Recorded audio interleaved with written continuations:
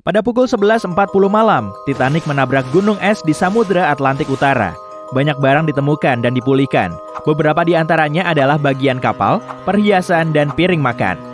Kapal itu butuh sekitar 3 jam untuk benar-benar tenggelam di perairan dingin terpencil itu. Malam itu dingin dan sangat ramai. Orkestra memainkan musik saat mereka menghibur tamu-tamu di kapal. Semua orang tak sabar untuk tiba di Amerika.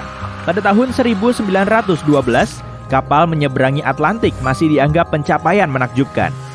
Tapi seiring berjalannya hari, ada bencana yang menunggu kapten dan para awaknya. Tapi tidak ada yang merasakannya. Mereka merasa tak mungkin terjadi masalah dan ini akan menjadi malam biasa. Bagi mereka, Titanic tidak bisa tenggelam. Hal terakhir yang terlintas saat memikirkan Titanic adalah tukang pos. Ya, ada tukang pos yang naik kapal itu untuk mengirimkan surat ke Amerika. Itu seperti pekerjaan biasa, tapi ada ujian berat yang harus dilalui agar bisa diterima naik kapal itu. Hanya kandidat teratas yang memenuhi syarat dan sedikit orang itu akan terpilih dan diterima. John Starmarch adalah orang Amerika. Dia salah satu tukang pos yang penghasilannya antara 14 juta sampai 20 juta setahun saat bekerja di Titanic. Pada tahun 1912, itu bisa dibilang banyak. Mereka bukan bagian resmi awak kapal karena tukang pos ditempatkan di dekat kamar kelas 3. Tapi karena pengaruh dan perlawanan mereka akhirnya dipindahkan dan diberi area makan privat. March mendapat pekerjaan ini karena dia butuh uang untuk menafkahi keluarganya. Dia menemukan cara sempurna untuk mendapat uang banyak dengan bekerja di kapal besar yang berlayar menyeberangi samudra. Usianya 51 tahun saat itu dan dia berasal dari New Jersey. Sayangnya, dia ada di kapal saat Titanic tenggelam dan tidak selamat. Tapi mereka menemukan jam saku yang memberi kita sedikit informasi tentang apa yang terjadi pada malam bersejarah itu. Wadah emasnya diukir dengan kerawang dan memiliki tulisan bahwa itu dibuat oleh Elgin National Watch Company. Sekilas, kamu akan merasa ini akan menjadi pajangan antik keren di atas perapian, tapi benda ini memiliki detail unik.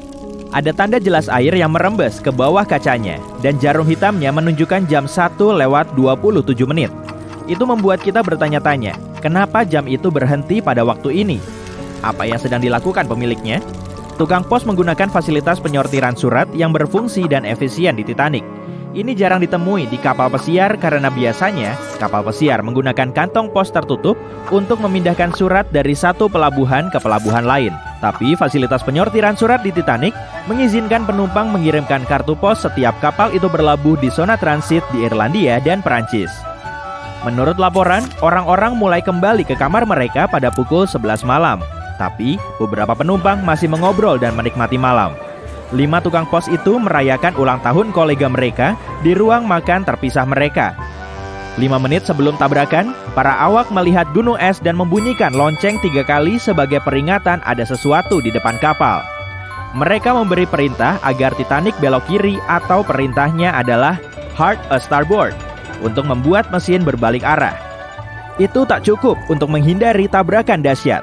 Pada pukul 11:40 malam, Titanic menabrak gunung es dan bencana terjadi di dalam. Bukan hanya air masuk dan menenggelamkan kapal, tapi para penumpang dan awak yang panik dan kacau. Kapten Smith pergi ke geladak dan diberitahu bahwa Titanic menabrak gunung es.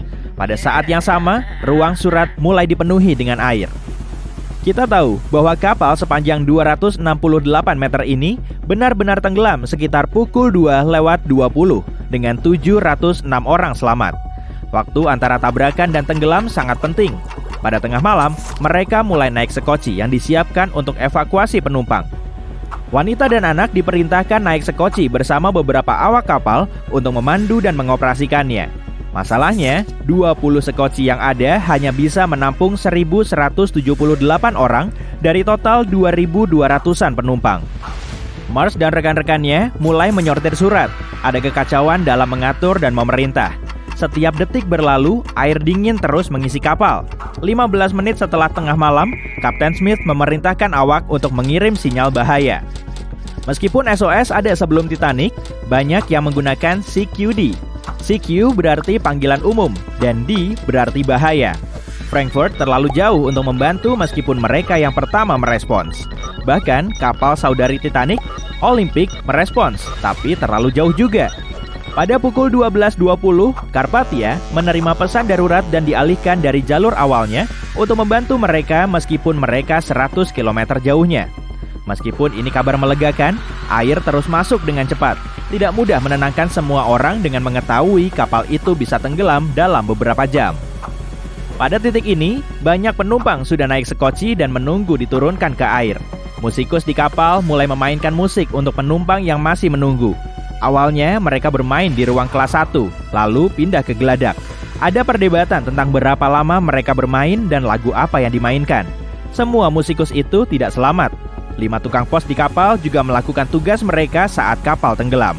Menurut petugas kapal, ruang surat sudah tertutup air di atas pergelangan kaki dan tukang pos masih sibuk mencoba menyelamatkan surat sebanyak mungkin.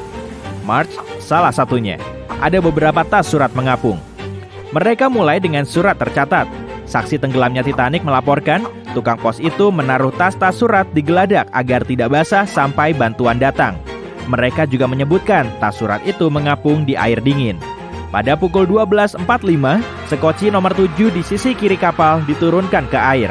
Meskipun ada ruang untuk 65 orang, sekoci itu hanya ditumpangi 27 orang. Banyak sekoci membawa penumpang lebih sedikit daripada kapasitas maksimumnya. Awak khawatir, sekoci akan terbalik jika ada banyak orang yang menaikinya. Beberapa laporan mengatakan, sebagian orang menolak naik sekoci dan tetap bersikukuh bahwa Titanic tidak bisa tenggelam. Pada saat yang sama, mereka meluncurkan 1 dari 8 roket tanda bahaya ke udara, tapi itu tidak memberi mereka bantuan.